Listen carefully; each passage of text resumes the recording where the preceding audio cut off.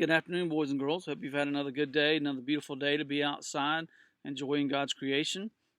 Today is day 3 as we're continuing to read Benjamin's box. That's the story of Benjamin and his learning about the Easter story and about that final week of Jesus' life and his ministry on this earth. And so, also, as we talked about each day, the different pieces that Benjamin finds and put in his box, we're also going what we call the resurrection eggs. And these are things that you can make at home as well. You can take some of the different color plastic Easter eggs that you may have around your house. Then you can also make some things to put in those eggs that represent the Easter story. The first day, Benjamin talked about the little tuft of donkey hair that he put in his. And so you can draw a picture of a donkey or even take a leaf that represents the palm branches that was laid at Jesus' feet when he came to the city for Palm Sunday. So you can put a leaf in that first egg. And then the next day we talked about the coins that was given to Judas in order to betray Jesus. And so if you have some coins around the house there, you can put that in the second egg. The third day we talked about the Last Supper, the cup that represented Jesus taking, drinking the wine and taking the bread, representing his body and sacrifice for us. And so maybe you can just draw a picture of a cup or something like that to put into that third egg. And then today's story, we're going to be talking about praying hands, talking about praying. This is after the Lord's Supper. Jesus and the disciples go out. Jesus goes out in the garden to pray, pray for himself and what was getting ready to happen. And so maybe you can draw a picture of your hand and fold that up and put that in that fourth egg. So this is something easily you as a family can do as well. You can do this as a craft idea to fill up these eggs, and that you can have your own way to tell the Easter story, just as Benjamin's talking about in his box here today. So we'll pick up our story today.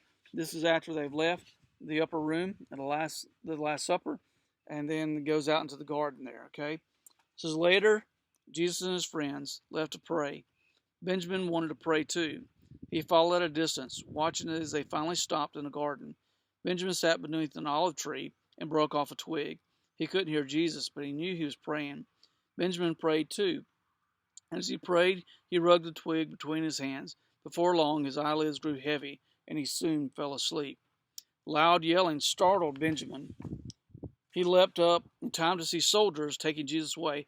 Stop, he cried. You can't take him. He hasn't done anything. Shh, boy, said one of Jesus' friends, holding Benjamin back. What's wrong? Demanded Benjamin. Why are they taking him? They want to question him. Benjamin pulled away. Why didn't you stop them? But the man just shook his head and walked away. All Jesus' friends were gone now. Benjamin saw the smooth twig in his hand. Dear God, please take care of my friend Jesus. He prayed as he walked. At home, he placed the twig in his box. And so Benjamin used the twig that represented that he was praying for Jesus.